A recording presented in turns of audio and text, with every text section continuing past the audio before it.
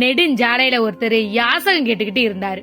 எதிரில மன்னர் வருவதை பார்த்து மன்னர் கிட்ட யாசகம் கேட்டா பொண்ணும் பொருளும் அள்ளி தருவாருன்னு மனசுக்குள்ளேயே மனக்கணக்கு போட்டாரு. மனக்கணக்கு போட்டது மட்டும் இல்லாம மன்னரை பார்த்தும் தரையில விழுந்தும் வணங்கினாரு. மன்னரும் உனக்கு என்ன வேணும் அப்படின்னு கேட்டாரு. அதுக்கு ஐயா ஒருவேளை உணவு கூட சாப்பிட முடியாத அளவுக்கு வறுமைன்னு கண்ணீரோடு சொன்னாரு. அந்த மன்னரோட முகம் அப்படியே மாறிடுச்சு.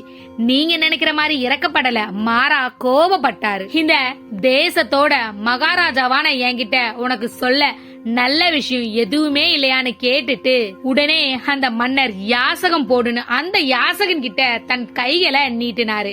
இத கேட்டதும் அந்த யாசகன் அதிர்ந்து போனான். தான் கிட்ட இருந்த அரிசியில இருந்து வெறும் 2 அரிசிகளை மட்டும் எடுத்து அந்த மன்னரோட கையில கொடுத்தார். அத வாங்கின மன்னரும் உடனே அங்கிருந்து தேர்ல கிளம்பினாரு. அந்த யாசகனும் மன்னரை வாய்க்கு வந்தபடி திட்டினான்.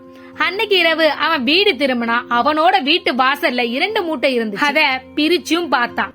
அதுல நிறைய அரிசியும் ஒரு தங்க மூட்டையும் இருந்துச்சு. உள்ள நிறைய தங்கம் இருக்கும்னு அவளா அந்த மூட்டைய கொட்டுனா. ஆனா வெறும் 2 தங்க கட்டிகள் தான் இருந்துச்சு. மன்னனுக்கு தான் கொடுத்த 2 அரிசிக்கு ஈடாதான் இந்த 2 தங்க கட்டின்னு அவனுக்கு புரிஞ்சிச்சு. தான் கிட்ட இருந்த எல்லா அரிசியும் கொடுத்திருந்தா இன்னும் நிறைய தங்கம் கிடைச்சிருக்குமேன்னு வருத்தமும் பட்டான். நாம எதை கொடுக்கிறோமோ எவ்வளவு கொடுக்கிறோமோ அதுதான் அவ்வளவுதான் நமக்கு திரும்ப கிடைக்கும். அது அன்பா இருந்தாலும் சரி, மரியாதையா இருந்தாலும் சரி.